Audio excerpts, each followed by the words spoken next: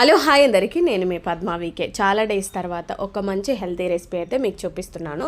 సింపుల్గా చేసుకోవచ్చు, ఈజీగా చేసుకోవచ్చు. ఎవరైనా చేసినా సింపుల్గా కుదిరిపోతుంది. ఏం లేదు, వెల్లుల్లి రెబ్బలు, ఆనియన్స్, మిరపకాయలు, కొంచెం ఆవాలు, జీలకర్ర ఇవన్నీ వేసుకొని ఎంచక్క ఎర్రతోట కూర, పాలకూర ఈ రెండింటి కాంబినేషన్లో చేశానమాట. పాలకూరని దేంట్లో వేసినా అది ఈజీగా మెల్ట్ అయిపోతుంది. మన హెల్త్కి కూడా చాలా మంచిది. ఎర్రతోట కూరలో ఐరన్ ఎక్కువగా ఉంటుంది, అది ఇంకా మంచిది.